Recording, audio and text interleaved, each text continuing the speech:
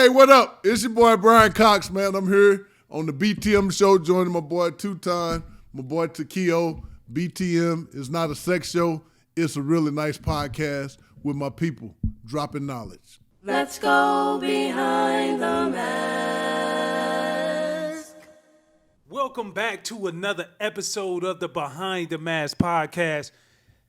Plus size model, this is a big episode for us right here. Oh yeah, most def, man. It's rarely we get former teammates, one of the greats in the building, one of the homies in the building, coming by to grace our presence.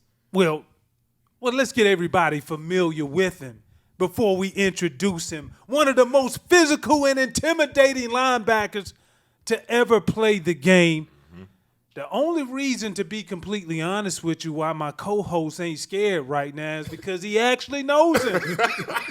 Ladies and gentlemen, I want to welcome three-time Pro Bowler and Super Bowl champion to the Behind the Mask studios. Man, y'all give it up for Bryan Cox.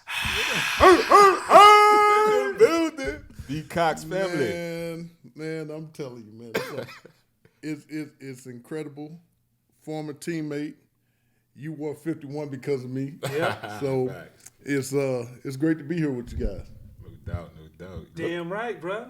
Like, we in the building. Like, this been a long time coming. We had to work out some kinks. We had to rearrange the schedules, but we finally got the presence of greatness in this building, man, and we're going to take advantage of it today, too. Whatever you want, bro. You know how we do. No doubt. We're going to chop it up. Got to. It's a must. It's a must. It's a must. Well, this segment is sponsored by Tito's Handmade Vodka, and this segment is called This or That. So we're going to give you two options for you to go with, and you got to choose one or the other. You got to choose this or that. Okay. Ain't no balancing the scale, riding the wave, and we know you're going to keep it 100 and go behind the mask. So go ahead, Spikes, take it away, brother.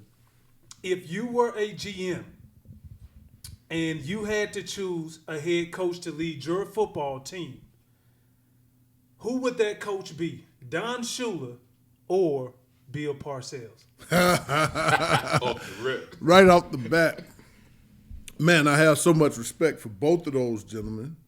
Coach Shula's passed on. I would probably have to say Bill Parcells just because of our personal relationship. Yeah. He is the important or dominant father figure, role model in my life, so I don't make a decision without talking to him. Coach Schula, I appreciate and would probably die for. But the personal relationship with Parcells probably overtakes the relationship that I had with Coach Schula as much as I love him. Yeah, man. Gave you a shot when you first got to the league, too, right? Taught me how to be a man. Yeah. Taught me how to be accountable and responsible. And the thing that I remember most about him was he always would call you in and he'd cuss you out, and you could cuss him back out. You could say whatever you wanted. But he always ended it with, I love you, let's get ready to play this week. Yeah. And I so appreciated that. I wish that I was more mature at the time, that he didn't have to call me to the office as many times, but he had my back, and I knew he had my back. Because he would tell you, like I would sit in the office and he'd be cussing me out. And I remember sitting in the office and him calling Ronald Reagan while I'm sitting in the office. President? Yes. I'm sitting in the office. And I remember him calling Commissioner Tagliabue one time when I got fined, and he told him what the fine was going to be. You're going to fine him this and this and this, and I don't want to hear this shit no more, and that's the end of it. Yeah. And that's what I got fined. So when you're talking about a guy that had ultimate power, class, you never heard anybody say anything about him cheating or stretching the rules or doing anything. He was a real gentleman. He was a real man among men. Back then, all the coaches were in their 60s. Now it seems like everybody in their 30s. Yeah. And I don't know what the hell they trying to do. Crazy. Yeah. By the way, I didn't get no Tito's. Takeo gave me water in this cup. And this BTM is like we in a dungeon with sex slaves. Or something. got you covered, man. Say the word. We'll make it happen. It ain't nothing. You know what I'm saying? You bust me out on my own show. Bust you out on your own show. This guy, man. Oh, man. Hey, congratulations on the Hall of Fame.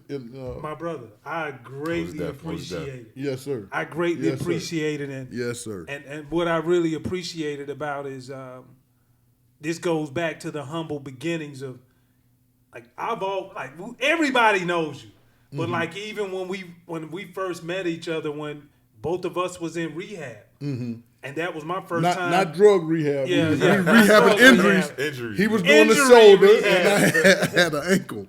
But but it goes all back to that, man. The influence, being able to learn how to be a pro, and that's one of the things that the reason why I'm glad you came on today, because a lot of people don't know. Like they only believe the hype what the media shares with them. We're part of the media now, so we don't tell the story from the first person, from your perspective, and I'm gonna tell it from mine. But the days that we had working out, rehabbing, going to eat, I learned more just about the game and how to conduct yourself and how to navigate through all of the BS just from having lunch with you. So I appreciate that, bro, for real. I appreciate it, man. You always like my little brother, and when you were in a situation where you wasn't happy in Cincinnati and you were trying to navigate your way, how am I going to handle this? I'm saying, hey, don't be like me, because if you're like me, ain't nobody going to want to touch you. And just I remember those conversations that we were having. True. And saying, hey, man, you got to go about your business this way. You got to handle it this way. One of the things that I don't necessarily regret, but I wish that I could take back is I never got the credit for being the intelligent player that I was, because people always wanted to go to the animalistic side of me when I was going nuts or going off the rails, which is one of my faults, because when I get mad, ain't no stopping me. We gonna take it all the way to the Yeah, it's edge. hot sauce with you. So people never gave me the credit for being the intelligent player that I was. And one of the things that I so appreciate that I didn't do justice to was I learned from Joe Green, and what Joe Green taught me, I tried to pass down to you and other people. Like Ray Lewis, when he was at the University of Miami, him and Rohan Marley would come to my house and we'd stay up all night watching football. We watch film. And so the knowledge that I learned from Joe Green and others, because I learned more about football at the Pro Bowls than I did from coaches, and I had some awesome coaches. But players learn more from players. Yeah, and very so, true. You know, what Joe Green taught me, I passed on to you and others, and it's just the right thing to do. It's the way that you go about business. You pass on that knowledge. Yeah, no doubt. You definitely a wealth of knowledge, so. Well, I appreciate that. I appreciate that. And that ain't age, that's wisdom right there. Yeah, I appreciate that. The one thing about it is when you live in your passion and your purpose, Preach. it becomes easy. Like football was never hard for me because it was my first wife.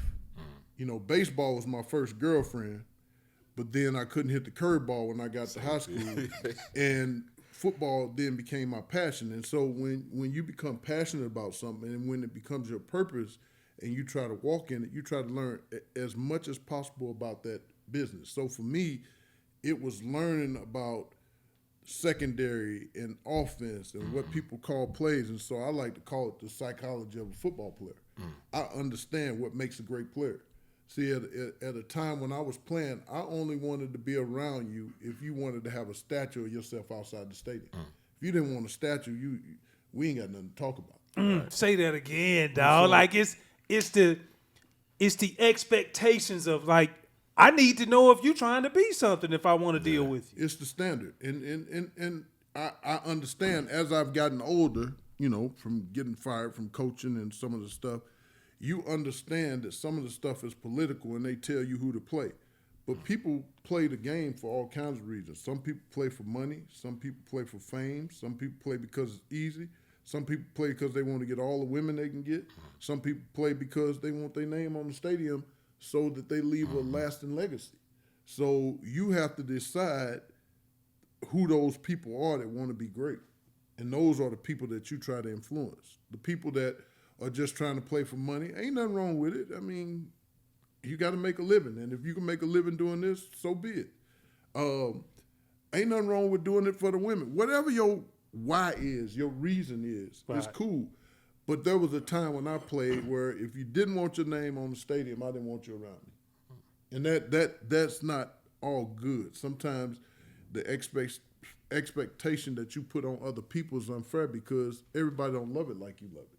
Some people doing it out of necessity. Yeah. Facts. Well, you said you got your little brother here, and the reason he won number 51 is because of you. So, this or that, who's the better number 51? Bryan Cox. Big Cox. Or Takeo Spikes? Come on, man. You Big Cox. Run it. Let me tell you Run something, it. man. Let Run me tell it. you something. My man here, and I'm so proud of him, he's up for the Hall of Fame. What's that? Okay? If I don't cuss Tagliabue out, and if I don't do the stuff that I do, I make probably 6 Pro Bowls and probably 4 All-Pro teams. Fact. I did it to myself. So there are consequences to your actions. Yeah. People don't bring my name up for the Hall of Fame. Put my numbers up. I was the first guy to make All-Pro at outside linebacker and inside linebacker. Not Khalil Mack has done it. Yep. And the boy from Green Bay. Khalil Mack made it, both of them in the same year. But I was the first one to do that. I had 3 Pro Bowls with Miami, and I changed for positions from outside linebacker to middle linebacker because that's what the team needed. Unselfish, man. Team player. And unfortunately, some of the media people that vote for this award will never do it because they weren't big fans of Bryan Cox. And I'm cool. And maybe I'm just shy of the Hall of Fame. I don't know. But you check my numbers and you check what I did. Ask the people that played against me. They be like, that motherfucker could play. Facts. And I played 3, 4, 10 of my 12 years in the league. Wasn't nobody protecting me and taking on no blockers and doing. I was hitting guards every play. 3-4 defense, And so baby. at the end of the day, I stand behind my numbers. And if I don't make the Hall of Fame, I ain't going to lose no sleep. I mean, I think people appreciate the way I played. No, we definitely appreciate. I obviously I appreciate the way that you played. Reminiscence of 5-1, but you look at your career after the fact, still this or that. You got 20 plus years in the league. Mm-hmm. So, do you prefer playing or do you prefer coaching? Coaching. Why? There are so many young men, black and white, that grew up without money or understanding the value of money that need help navigating an NFL career. Now, I made a couple mistakes and I made error where I was too hard on guys who I saw their career taking off and they didn't believe it. And I was too hard on them. And I didn't let them breathe. I kept my thumb down on them. And the one that come to mind is Rashid Hickman. Yeah. Could have been any kind of player, and I blew it. I screwed it up because I knew that the guy came from a broken home and was adopted by some white parents, and every male besides the adoptive dad that was in his life walked away from him. And instead of me being a little more patient or being a little bit more responsive, I let him get me so hot at times that it got me out of my character, and it really changed the relationship, and probably one of the big reasons why I got fired from Atlanta. But there are so many kids, or not kids, young men that I've been able to show that want to be great and that want to learn.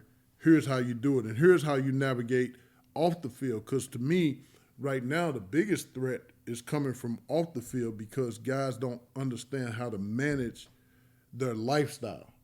They don't understand that putting money into your body is really important, because if I can put $100,000 into my body and make $25 million, that's a no-brainer.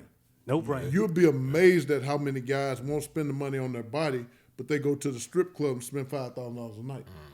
It makes no sense. So I get more gratification out of helping those young men than I do from what I ever did on the field. Most definitely, man. The knowledge just pours out, man. I think obviously for our audience that doesn't know it, you know, your background from East St. Louis, Illinois. Mm-hmm. But me going there, I've been there one time. And won't go back. One time and one time more. You said it. And the crazy part, it was I think St. Louis kind of closed early, so right across the river, they was like, go to East St. Louis, you can keep it going. Mm-hmm. I was one of the guys spending the money in the strip club early in my career. So when you played the Rams, that's what you did, right? Dummy. Went to the strip club, right? So I go. I think it had like the neon lights and all of that. As soon as you, so I went there, but my dumb behind, I got my my starter kit, my iced out New York Yankee piece on, right? So I go over there. I'm like, I'm from Southside. I'm cool. I go over there. They're like, yo, you don't want to do that at East St. Louis. So I get up there, start looking real sketchy. I took my chain. I had one drink and left, bro. I ain't spent no money for the drink. But what is it? I swear. And you know me. I'm gonna try to shut the spot down. You know what I mean? Last man standing. But I guess, what is it about the aura of East St. Louis and what did that city contribute to your upbringing in terms of how you approach the game on the field? Everything. East St. Louis is not unlike any inner city in America right now. It's tough everywhere. When I was growing up, you either had to learn how to fight or you had to learn how to run. I couldn't run, so I learned how to throw these hands. So I can throw these hands with the best of them now. So, but we got a couple mantras that we go by. You know, we call ourselves the city of champions. When you roll off any sport, you can name somebody from East St. Louis. Whether you start with Jackie Joyner Kersey, or whether you go to LaFonso Ellis, or Shelby Jordan, or Kellen Winslow Sr., or Homer Bush in baseball. You get the basketball. You get, I already mentioned LaFonso Ellis, but James Harris, who played for the Vikings and the Raiders, who went to Temple and played for Jim Chaney on the basketball scholarship.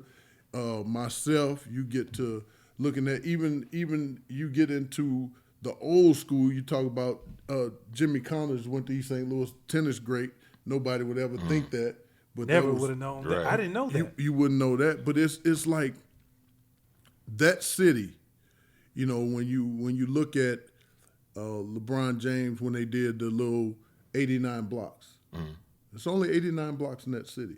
And there's a wealth of talent come out of there. It's the city of champions. And I'm going to go on record as saying this again because I really believe this to be important. I don't make it out of there if it's not for the school teachers, if it's not for the coaches who poured into me. My high school coach, Bob Shannon, we didn't lose a game during my high school 3 years in high school because we started as sophomores and went, so we were 44-0. And the closest game I ever played was 13-0. I wasn't even the best 22 players on my team my senior year. I got found because the scouts were coming to look at everybody else. And fortunately for me, just blessed, man. But there are so many good people that poured into me in that community. Unfortunately, as we know, there are a few bad people, and the bad always outweigh the good. And so it was a community approach to raise me. It's changing now because so many people are trying to escape and move out because of what they think it is. But man, there's no place like home. You had to hide your chain. I wouldn't have to hide my chain. Listen, I was smart though. I was I ain't gonna get me. I'm cool with that. Like, there are a lot of dead cowards. A lot of dead tough guys. Yeah. What you gonna do? Won't see me. Yeah, can't be dumb tough, right? Right. A dead tough. He was really tough. Yeah, but he did. He did. They gonna do an East St. Louis with a Yankee chain, yo. Like, come on, they ain't gonna rock right. They gonna wear it though. Oh yeah, they'll wear it. Mm-hmm. But when you look at it, man, you talk about so many moments, so many great experiences that you went through that really molded you as a man and as a person. I want to talk about some of the experiences that you had while you were NFL. So what's the best moment that you had while you were in the NFL, on and off the field? Best moment, I got two.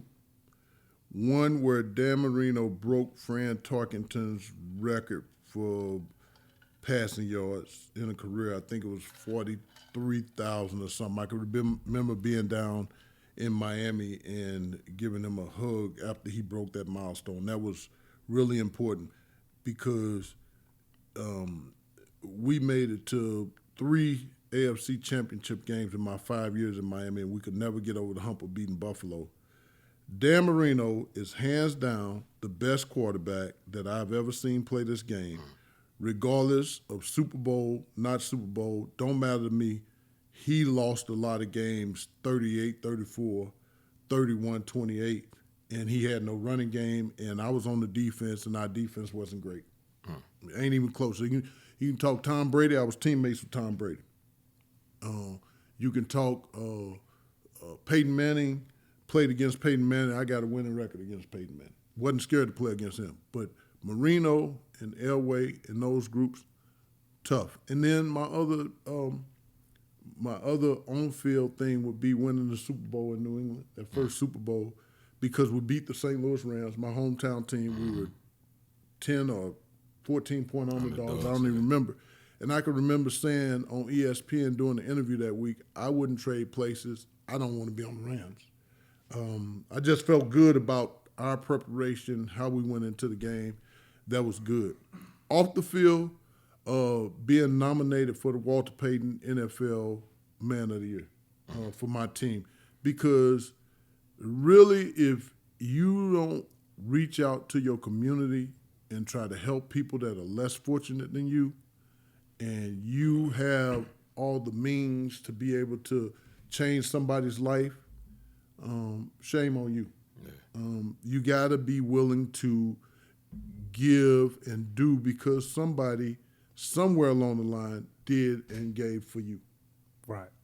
Give back. Definitely. And that's kind of hard to believe. Now we're going back to the media side of how they painted it. Mm-hmm. Yeah, you're the same. I didn't know that. Yeah. Mm-hmm. And we take pride in making sure that we cover everything. Mm-hmm. This coming from the same dude that flipped the ref off. You gave him the middle finger. Right. Came from the same dude who said about the Buffalo fans that, correct me if I'm wrong, women are big and the dudes are uneducated, something like that. You right, I said that. So, but that was in the heat of battle. That was like 20 years ago. So right. I've taken it back since I've gotten older. Which you have, and that's the point of me bringing that up, because I think one thing, Walter Payton Man of the Year, even if you're nominated for it and you do not win it, that is the most prestigious award that you can receive as an NFL player, way higher than a Super Bowl ring. Most prestigious award that you ever can receive, because it speaks volumes about what you care about outside of the game. Yeah. And so I salute you for that. I thank you. But I cherish that more than I cherish my Super Bowl ring. It's this is 21. We won the Super Bowl in 20, so it's coming up on 20 years. I probably won my Super Bowl ring 15 times. Typically, I wear it when I do a job interview of some sort. But that Walter Payton Award means more to me because it means that I cared about my community. I cared about my people. Doing something was important when I had a voice to be able to say, they not hiring black coaches, or whatever my voice was, or to go do after-school program with kids, or go talk to juveniles in the prison system or in the county jail in whatever city I was playing. So it's practicing caring. And in this environment that we're in right now, it's a whole lot of not caring. Mm-hmm. And we got to get back to taking care of each other, because at the end of the day, as minorities, as black folks, we got to look out for each other, because ain't nobody looking out for us. Indeed. Ain't nobody looking out for us. And so, if there is a black grocery store in your neighborhood, go spend your money at that grocery store. You know, we the only community that don't put the money into our community or back into our community. And, you know, so kids don't understand the value of money and owning a business and taking care of your property and doing those types of things because they don't see it. You know, somehow we think the white man's ice is colder than the black man's ice. It's the same cold. Go buy from that brother. Cold is cold. Go buy from that brother. And I'm not saying it to be racist or divisive or anything. I'm just saying it's time that we stand up in our community. And we got to start because nobody else is doing it. We got to start voting our interests. And like, we allow people to separate us from the Asian group and from the Mexican group or the Latino group, and yet they're test cases. So we see when they treat the Latinos bad from coming over the border and what they do to them, now we see how they treating the Haitians. Yeah. We're all the same. Quit letting them separate us. Yep. Let's come together and vote people that look like us in, because otherwise the people that's in office right now trying to stop you from voting. And they don't have your interests at heart, bottom line. They ain't got your interests at heart. Yeah. So, no, I totally agree, bro. And I think that's why I took it upon myself. You know, a lot of guys, man. I think the main message that I can pull from it to tell everybody else is plenty of ways that you can contribute to change. Mm-hmm. Like, you don't necessarily have to be the person that's the spokesman going out there. Right. You can be the person behind the scenes who are handling the logistics. Right. Not one person is more important than the other person in the mission. Yeah. And I think once we understand that and you see how it comes together, then you get the result that you want. I think about, it's no different than looking at, I give you a simple example, FedEx, UPS. Man, these guys pick up packages from all over the United States. The world. But you look at what they've been able to do from a supply chain management and the logistical side, they bring it all together. They ain't caring about this person black, so he ain't gonna do the job. This person white, so he ain't gonna do it. Man, bottom line is this. I got a job to do. I'm gonna make sure I do it, and we don't get these packages over here to damn Russia if that's where they need to go. So I totally feel you, bro. I want to move on to, you said something about the coaches, and we spoke about some of the legendary coaches in your playing days. Mike Shula, Bill Parcells. Not Mike Shula. Don Shula. I'm sorry. Say Mike because he ain't home. Mike is the son. Mike is the son. He was up in City. Yeah, he's the son. But Don Shula, Bill Parcells, Bill Belichick. What did you learn from each coach as a player that really helped you out, and also in coaching too as well? Don Shula, I learned manhood and accountability. Like he didn't necessarily baby guys. He treated you as a man, and if you made a mistake, he held you accountable for it. Really appreciated that. Now, it doesn't mean that I didn't give him more gray hairs in his head because of some of the things that I was doing. But when you got a guy that has your back, literally there's nothing you wouldn't do for. You'd run through a wall, you'd try to move heaven and earth to please that guy. And I wanted to do everything to please him. Bill Parcells, the biggest thing I learned from him on the field was the first time I got there in the preseason, the guy hit me in the back of the head in Chicago. And I was just coming from Chicago when they cut me.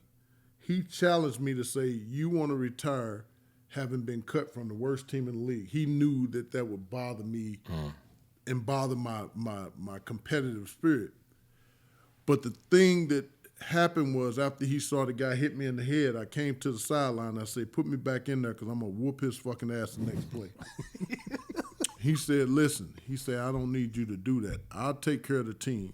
I don't need you to yell at anybody. I don't need you to get in no fight. He said, let me handle that. You just go out and play. And that allowed me to have people to see me in a different light in my second stint in the NFL. Because after the Chicago deal, I was ready to quit. Him and Belichick together allowed people to see me differently and think differently about me. Belichick has won all the Super Bowls doing everything that Bill Parcells installed. It's the same program. Nothing changes from it except you got a little more personality in Parcells than you do Belichick. Belichick, the smartest coach in the NFL by a lot. And he knows every rule there is to know, and he pushes it all the way to the edge. So you smart and you push it to the edge. Some people say over the edge, cheating. But when you that smart and you know the rules and you can push it, you hard to beat. Now, those will be 3 Hall of Fame coaches when it's all said and done. The only person that I know played for 4 Hall of Fame coaches, or more than my 3, will be Eric Green. And 2 of them, he played for Belichick. I mean, he played for Parcells and Shula, but he also played for Chuck Knox and Bill Cowell. So he got 4 Hall of Famers on his resume. And I'd be looking for stuff like that. Okay, I got 3 Hall of Famers. I don't know nobody else that played for 3 Hall of Famers. Damn, Eric Green. Wow. Heavy. Chuck Knox, too. Chuck Knox and Bill Cowell. The legend Chuck Knox. Yeah. Amazing. You referenced that cheat, man. I just... Can I go behind the mask? Absolutely, sir. With BTM, you already got the mask on. I just remember we played. I was with the Panthers. We played the Pats in the Super Bowl in 2004, and we had a walkthrough during the season, during the week. And I was just wondering, like, the coach, John Fox was telling us, like, yo, make sure you throw all your, the game plan out and all of that, because when you're in the Super Bowl, you could play at like a college team. So I think we're like University of Houston or something like that. But for some reason, there was somebody in the skybox that wasn't with us. And they were like, "What's going on? We don't know what's going on." And one of the damn young players left like some of the game plan in the trash, yo. Came back, it wasn't there. Neither were the people in the booth. So I don't know. I don't know. And I would, we low on the total pole when you play it, so you don't know what's going on. But that was the allure of what happened. Like, something ain't right. Well, this is what I do know from being there. That wouldn't be outside the realm of possibility. And no, that wouldn't be outside the realm of possibility. Because what happened was... It's our fault, huh? No. It's your fault. Why you got... I didn't leave it. Right. But one of the things that came out from the Spygate and all that situation when I was coaching for the Jets with Eric Mangini when that whole thing went down. And what Eric Mangini used to say was, don't leave anything in your room at the hotel, because the hotel's either on payroll or they'll do whatever that the Patriots want them to do. And they're notorious for the fire alarm going off about 3:30, 4 o'clock in the morning. You there for a home game, fire alarm going off in the hotel. Random. So you got to get out. Just random, right. And you standing up, but you got to play at 1 o'clock and they done woke you up at 4. So while you standing up outside, somebody up there scanning them service, getting PDF, so your playbook, these are the top 5 that we're going to get. They don't need PDF. Ernie, the guy that just retired, Ernie, I can't call his last name right now. But Ernie, in my opinion, was probably the second most important person there because he had a photographic memory. He can look at something. He could tell you word for word what he wrote in the 6th grade poem or what he wrote in the 6th grade letter to a girl and the girl wrote back. He see it one time and he got it. He can tell you everything on the sheet. So they didn't need a scanner. They just let Ernie. He was the scanner. Ernie look at it and he got it. Same thing with you go there to play on Sunday, and our coaches go upstairs before the game to leave their stuff in the press box and go back down. You can go up there and that thing in 2 minutes. You look at that thing, and he tell you everything on it. And like I was like I still don't understand why some coaches use signals to the DBs or whatever, because Ernie would look at the signal and he could tell the quarterback through Belichick with his headset, hey, expect cover one here. Expect a blitz coming here. Because he knew what the signals meant. Like that's what they missing with him gone. Like he was the real important ingredient that nobody really talked about. That's like old boy from Hangover when he went to the casino and just populate all the numbers in his. That's him. I mean, that was Ernie. Ernie could do that, man. Ernie, and he was with Bill all the time up until this year. He just retired. Yeah. Man. Listen, man, this segment is sponsored by Tito's Handmade Vodka.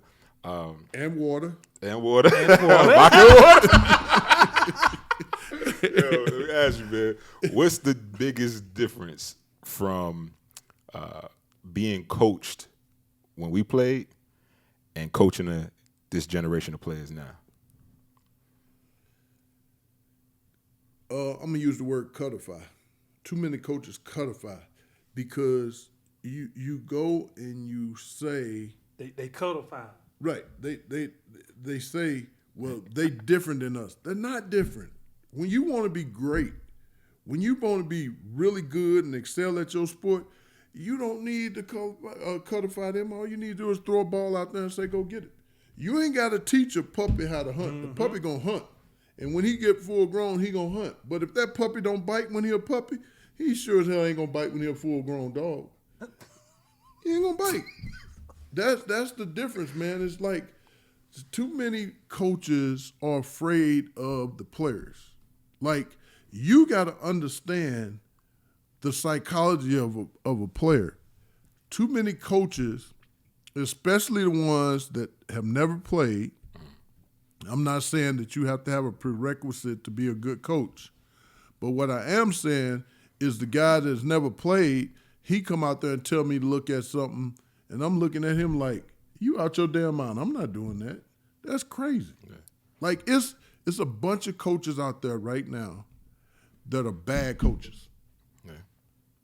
And, to me, coaches are like teachers, man. You gotta motivate, you gotta educate, and you gotta show them love. Yeah.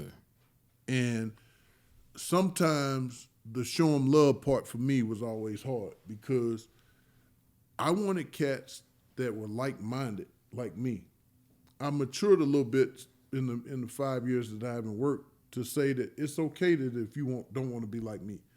But as long as you're doing your job, we'll get through it. Mm-hmm. Some people, like I said, they play for different reasons. Yeah. It ain't always about being great. Sometimes it's about just, I want to get my 10 years in the league, don't want to get hurt. I really don't want no concussion, so I ain't going to hit nobody.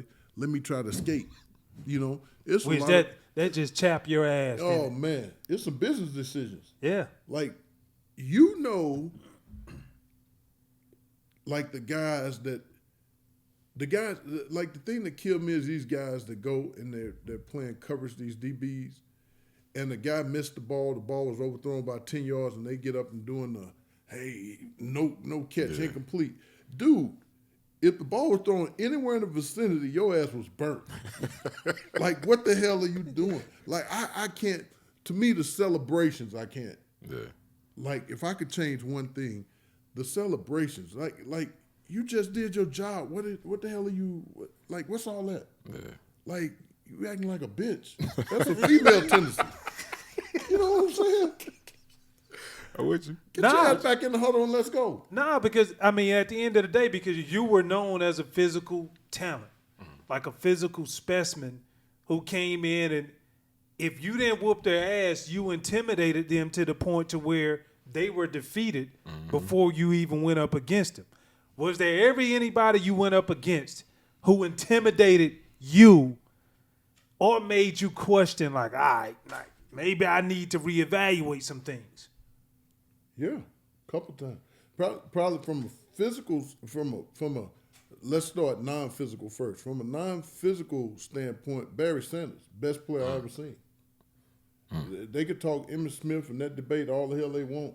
It ain't even close. Barry Sanders, I feared because he could make you look foolish 2, 3, 4 times, and you get an assist the 5th time he come around. Like, he was that special of a player. I played against him, so I Emmett was a good back, but I put the asterisk on it because he ran behind the best offensive line in football. And during that time, he had to make one person miss who was the safety most of the time. Barry made 11 out of 11 miss most of the time. he did. So that thing from a fear standpoint, as I said before, when I left to go to the Jets to play against Miami, Marino could do that because he could throw the ball like nobody else. The only other 2 people that could throw the ball like that during my generation of playing, Warren Moon, Marino, and Elway. Them 3 could spin it. And Elway didn't win anything until later in his career when he had a 1,000-yard rusher and they were able to, do some things differently. But I'm telling you, man, Marino was that guy. From a physical standpoint, the only guy that made me think, well, 2 people on the same team, Larry Allen and Eric Williams. I hit Larry Allen one time, and everything in my body, from my neck to my toes, was tingling by the time I got to the huddle. And they ran the same play the next day, and I had to hit them again. The big homie. And the business decision was, you going to feel me. Like, I don't know if he felt me or even know who I am, but I put everything I had in him, and I was tingling still. and Eric Williams, I hit one time, his rookie year. I ran into him, and I went back to the huddle, and I was concussed, and I asked my buddies, who do I have? We called them man-to-man coverage. Who do we have? You got the running back. Okay, where he at? He right there. I'm looking at him. My eyes glazed. I'm concussed. You got the guy, he going in motion. I don't see no motion. I got him, you take him. I'm talking about those 2 guys on the same team when they were in Dallas. That line was the most dominant line I've ever played against or seen. They can talk about the Hogs all they want to. It should be 4 Pro Bowlers in that group or 4 Hall of Famers in that group. Yeah. Larry Allen, Eric Williams, probably Nate Newton. No, Nate wouldn't be there. Who's the center? I would say Stepnoski. Stepnoski. Yeah. Stepnoski, probably because of how smart he was. He only weighed 260. Yeah, he was That was crazy he was back pretty then. good. Not Tuias. What was his name? Tuanay. Tuanay was Tuanay, right? He was that deal too now. And then when Nate left, and they put Kevin Gogan in there, Kevin Gogan grabbed me one time and said, these steroids working today on me. I couldn't move. My feet were off the ground. I couldn't move. That one had me up in there. That line, man, was Gogan was the biggest prick of all time. Oh, man. All of them were pricks, though. right. But like all they ran was power, so you had to hit one of them. Larry Allen was the best tackle, the best guard I've ever played against. You can put him at any position. Name somebody better. Eric Williams was, before the accident, Just nasty. before he got hurt, the only person I ever seen make the minister cry. And that's Reggie White. He's holding, ref. He's holding. Get your ass back over there. That's what Eric Williams tell him. Get your ass back over there. Dog. Dang. Black College, HBCU. Dog. Before he got in that accident, he was a dog. That's what Hugh Douglas said. When you had Hugh Douglas on, he said the same thing. He said he made him want to go back to the locker room and put some weights in his pants because he wasn't heavy enough. Dog. Hey. Eric Williams ain't going to be in the Hall of Fame, but he should be. Should be, yeah. That's a fact. Tuanay probably is a Hall of Famer. Gogan is probably a Hall of Famer just based on his Dallas and San Francisco years. Yeah. I don't know who votes on this Hall of Fame thing, but something screwed up somewhere. Because if you ask some players, it's some guys that you played against that you be like, man, this guy was better than that guy. Like, I don't know what the hell they thinking. Yeah. And it's like, it was a little running back that played for Tampa, had a Jerry curl. I think his name was Anderson. He was number 22 or something. He was kind of tallish. Man, he was one of the best running backs I ever played against. But nobody would ever talk about him. Yeah. Dog. He go out there and get you in that pass route, and he give you the business. You be like, what the hell is this? So Don't we got want that one-on-one motion. No. Simple, smooth, and every sip as easy as the last. Tito's handmade vodka tastes just as good with tap water as it does with your favorite mixer. Back in the day, Tito distilled, hand bottled, taste tested, sent to a few friends, then taste tested again to give you the finest juice around. No frills, no flavors, no fancy labels, just the good stuff. Just Tito's. For recipes, videos, and more, visit Tito'sVodka.com. Distilled and bottled in Austin, Texas. 40% alcohol by volume, namely 80 proof. Crafted to be savored responsibly. If you could rewind your career and if there was anything that you could do different as a player, what do you think that would be? That I could do different.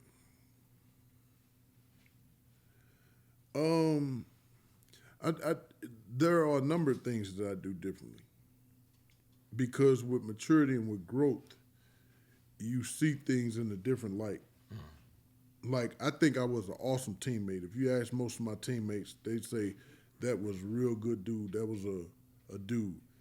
But I put my teammates in bad predicaments. I got so many of them fined money, and I got so many of them in trouble because what people don't realize is, like, I wasn't fighting on the field with the cameras and all that shit.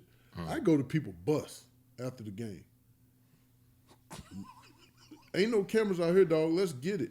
What you want? Ain't no cell phones with the cameras back then either. Right. I'd go sit on the fence by people's cars. Like, what's up? You said you want to do something. I remember I was in Indianapolis. I was playing against the Colts, and I was with the Dolphins, and they had a center by the name of Kurt Loudermilk. He was a prick. He was an asshole if you ever seen him. The guy used to wear, like, the fingers cut out in his gloves, and he let his fingernails grow, and he tried to dig in your eyes. He was outside one day. Me and him got into it in the game. He was outside with his daughter. He was holding his daughter. I took a swing at him while he had his daughter in his hand, while he was walking to his car. I was like, dude, if we gonna do it, let's do it. I mean, I ain't bought all that old fake stuff and all that old, funny stuff. Let's go. Same thing when I got into it with it was linebacker Joey Porter. I went and sat on. I went and sat on Joey's old school, and him, his wife, and his kids come walking out. I said, "We got a problem, or we gonna fix smoking a cigar, sitting on his old school. Like, what we gonna do?" That's why everybody was scared of you, man. No, but it's like it is you gotta handle stuff as a man, and like my dad didn't teach me a lot. Loved him to death. I had a dad and a stepdad. My dad was good. My stepdad was good. But my dad, the thing that he said to me that made the most sense ever in my life was, you as a man don't have to let anybody wonder what you think. You tell them what you think, and you stand on it. And so that's how I kind of grew up. I tell you I don't like you, and I don't fuck with you, don't come around me. I mean, I don't fuck with you, don't come around me. You my dog, we riding. Something go down, we going down together. Like, excuse me, in my neighborhood, if we get in a fight and you don't fight, guess what? You getting jumped. We beating your ass when we get back. That's real. That's real. Real talk. And the way I learned how to play football was a fight 76 times. You just got in 76 fights. Yep. You know? And so it became the same thing for my team. It was like, you together, you go fight some dudes. At the end of the day, it's like we in the game. We got our colors on, you got your colors, we fighting. Here we go. Yeah. That's how I learned to play the game. You talk about, the one thing that your pops told you from manhood, being able to stand up to the fact and say, look, we're men. Let's address it as so. You have a son in the league, Buffalo. What is it like not only having a son pursue that dream of being in the NFL, but also knowing that he was under the influence of you, knowing that if my pops played, I want to kind of get a taste of this too. to make my own journey. So how did that make you feel? Yeah, let me say this. Probably start out. What made me a good football player made me a poor dad in a lot of ways. So me and my son are just getting close now. I've been in his whole life, but like the selfishness and the competes and some of those things kind of hindered our relationship. And so it wasn't until he got grown and he could express himself. Because when he was little, if he'd say something, I'd punch him in the chest or I'd, do something. But I'm just proud of the fact that he's on his own journey and he's learning. Mm-hmm. Like, I couldn't be any more proud. The biggest thing I'm proud is that he graduated college. Mm-hmm. And then outside of that, with the football thing, he's vested as an NFL player. That's important. Live your life. Live your journey. I live my life. You know what I'm saying? I just wish that because I was probably an obstacle when he was young, he felt like he couldn't come to me and talk to me because I was going to be rah, rah, rah, rah, rah in your face, that he would have listened to me earlier. Because I've been telling him stuff since he was in high school. He went to high school at St. Thomas Aquinas with Joey Bosa. If he'd been listening to me on some of the stuff that I've been talking about earlier in his career, he'd be more advanced now. But the light just starting to come on. So I'm excited to see what happens in his career, and I'm just proud of the fact that he's just moving, man. He's just doing his thing. Before we let you get up out of here, we can talk to business, man. We can talk shop, man. Whatever you want to talk. Yeah, I'm giving you the open floor. Whatever you want to talk. No, it's real though, because like shit, I don't have a son. I got a daughter. Love her to death. At some point, I would like to have a son, but I think the dynamic. You ain't gonna have no more kids. I think the dynamic is good though, bro. I like for real. Yeah, he said that all the time. He's told me that for years. You are not gonna have another kid. Why you think? Based on talking to you, the experience you went through with your baby's mom the first time, you don't want that no more. See, but that's part of. It's part of like, as much as I want to say, oh man, my baby mama this, my baby mama that. You can't get trapped unless you fulfill your 50% side of the bargain too. So what you saying? You can't get set up unless you set? No, I'm saying I had some issues too. Mm-hmm. So now looking at it, now that I'm older, I would entertain the opportunity to have a little son, a little 5'1" running around. You make a great dad, but because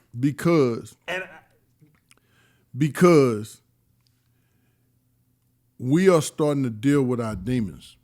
Like, football is a hard sport. People don't want to talk about it. The NFL is starting to do some things to help former players, because I'm having some memory stuff. I'm having some issues with anger. Like, I get mad fast.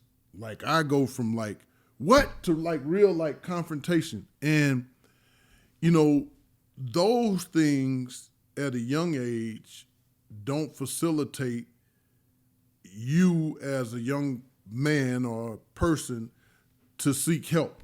Now at our advanced stages, we like, hey man, I'm going to Cleveland Clinic to get this done. I'm gonna use the trust to get this done. I think those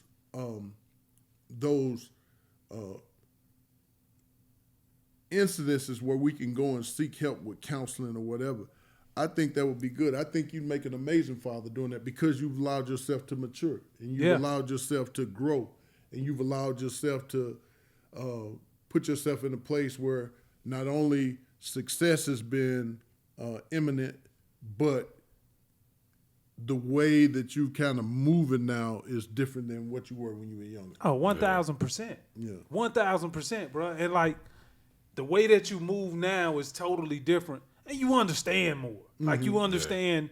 Like, I really felt when you was talking about you trying to tell BJ certain things when he was a younger age, and he probably didn't receive just because of the tone that how it came out, and because of it was you saying it. Right. And who you were. Who you are. Who you are. Yeah. It don't make no fucking sense at all. You would think your kids was like, okay, if my daddy went through it, he's successful, and he telling me the way I should do it. They do the complete opposite, which chaps my ass. all the time. But why? Here's the beauty of it, though. So it's all perspective. A lot of times, they do the complete opposite because they don't want to be you. They want to have their own identity. Yeah. And especially for your daughter, she ain't trying to hear nothing you talk about. But that's what it was. Right. But they are afraid, or they don't know how to tell you, I'm not trying to be you. Right. Right. And I felt like, I don't want you to be me, but Yes, I do. I want you to be like self-sufficient. You know what I'm saying? The hardest conversation I had with my two daughters were, they told me, you always want me to be the best at this. So I feel like I got to be the best at this sport, or the best in these grades, the best in it. They're like, but you were a professional athlete. You were that 1%. You were the best. Mm-hmm. So how can we live up to that? And I was like, shit, I don't want y'all to live up to me. I want y'all to be the best you. You can be. That's it. That's all you can ever ask. I think to your point, you were saying earlier, I was sitting here thinking like, yeah, when you say that in your 20s, your 30s, but that selfishness is not because of what you want to do. It's because what's innate in you from playing football so long and what you have to do. Mm-hmm. Football takes so much of your life, so much of your time, so much of your attention, to when you literally go home, if you don't have that plug back in, the recharge, you know what I'm saying? That's how guys get so stressed and upset, because you're already getting depleted going out there going against 300-pound guys the whole day, physically, mentally. But that didn't deplete me, though, if I'm being honest. What depleted me is when the offseason came. I hated the offseason. Why you hated the offseason? Because during the season, I always, in my mind, pictured it like Marvin Hagler. I'm going to prison. And I was isolated. Wasn't out in the strip clubs. Wasn't doing anything wrong. Work, home, work, home. It was just that isolation. That's what made me tick. That's what made me happiest. The off season, I was sad because football is the only major sport that people show up in the off season for conditioning and all that. No other sport. I don't want to condition. I'm not a good conditioner. I'm 300 pounds come May or April. I done ate and I done lived. Because during the season, it's so strict, where during the season, I'm 250 and I'm on it. When the off season comes, it means just that, off. I'm not doing shit. I'm not working out. You came to training camp. You said, man, I use training camp to get in shape. Right. Because in my mind, I'm just tougher than you. I'm just going to beat your ass. Ain't nothing you can do about it. I don't lift weights. I lifted with the kickers. I don't lift weights. Which you didn't lift weights then if you lifted with the kicker. Right. But I lift your ass when we get on that field. It's just a mindset. It's amazing what you can do if you believe you can do it. Everybody laugh at me. I'm lifting with the kicker. I be over there with Pete Steinovich struggling with 135 pounds. We get on that field. Yeah, talk that shit now. Because now I'm dominating you and you've been in there benching 400 pounds. What, bitch? I'm telling them. I tell them cats ain't nothing down there but grass and dick. What you looking at? One thing I will say is the thing that I appreciate about you, you call it how you see it, and if you're wrong, you'll say I'm wrong. And it takes a green giant, somebody bigger than a green giant, to be able to admit that. So I want to propose this question to you because, and I say this not from a bias standpoint, but just like a quality standpoint. You bring so much to the game. You bring a lot back to the community, serving the young men who come into the game. When are we going to see you, or not even when, would you like to get back into the position to where you can coach and to be able to help these young men get through some of these hurdles, regardless of whatever they've been through, and to share that insight to be able to help them become the best version of them?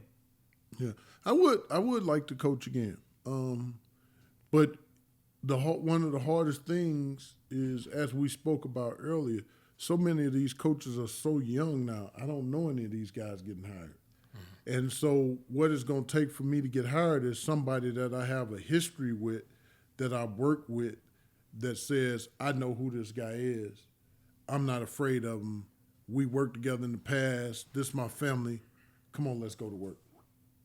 So hopefully that happens this year. Well, we pulling for you. Yeah. I appreciate it. Speaking into existence. And if they want to know what they going to be getting, what value you bring to the table outside of the football knowledge? It's like I said, my biggest value is people trust me, and I understand the psychology of a player. So troubled players I've helped in the past. Also, players that want to be great. And even now to the point where players that don't want to be great, I can help navigate your lifestyle because there's a place for you in the league. I used to didn't want them in the league. I used to want to run them out of the league. But everybody don't have to love it like I love it. I'm obsessed with it. Like up until this year, I think in the last 5 years that I hadn't worked, I'd watch college football from whenever it came on noon in the morning till night. And then Sunday I'd get up and I'd watch all the football games and all the highlights, and I can tell you who was doing what player was best at what position. It's just my life. It's my purpose. So they can take the job away from me, but they can't take my purpose away. Right on. Yeah. That's I'm strong, going to leave you bro. with them words right there. You're going to be thinking about that for a while. Most stuff. Dog, my dog, we appreciate you for coming on, bro. And I have a strong feeling we don't revisit this conversation after you get hired. Don't get too big time and don't want to come back, though. Bruh, I'm the one that sought you out after you asked me to be on for a month. Hey, man, you need to come on the show. You need to come on the show. I'm the one hit you up and say, dog, I'm coming in on Wednesday, and I'll be there until Friday, so this might be the best chance for you to get me. I sought you out. You did, but you're going to have another job soon, so I'm going to hold you to it. So I'm glad you said that so we can hold your feet to the fire. Bro, you know you ain't. First of all, whenever I come to town, I'm calling you to go play golf club with Georgia some more. And the second thing, when I come to town, you my dog, so we done reconnected now. So when I come to town, we're going to smoke cigars. We're going to go have a couple drinks. We're going to go eat. So it ain't like, I think just when sometimes you feel like you by yourself, and then when you talk to old friends, it's just like y'all was just together yesterday. Yeah. And that's the true sign of friendship. And you think like-minded thoughts. Mm-hmm. People with like-minded thoughts, man, you always stay connected. So that's my thing, man. I just, I value your friendship. I appreciate you. I'm happy as hell that you getting a chance for the Hall of Fame. I hope you get there. You a finalist, or how many people involved? What linebackers out? I think we got like 9 linebackers. Who are the linebackers? Honestly, I can't remember. I know myself, London Fletcher, DeMarcus Ware, Patrick Willis, Zach Thomas in Miami. Porter, I think, ain't he? No, not Porter, because he's still coaching. I'm tripping. Nah. Porter ain't coaching. Jordan ain't coaching. Ain't coaching? Mm-mm. I see him at his son's game in Michigan all the time. He be up there for the games. So you and Pat Willis, so they're going to let Zach Thomas in, so we got to know that right now. They're going to let Pat Willis in. They going to let him in? Oh, they going to let him in. Why they don't let him in? Because he played for Jimmy Johnson. He got the numbers. You can't argue the numbers. Yeah. But now, Jason Taylor got in, and so Zach going to have to get in, and then I wouldn't be surprised if one of the cornerbacks got in. Out of Surtain and Sam Madison. Madison, one of them going to go. And then you got Willis going to go in before you. But it's good that you on the list. You're going to get there. You're going to get there.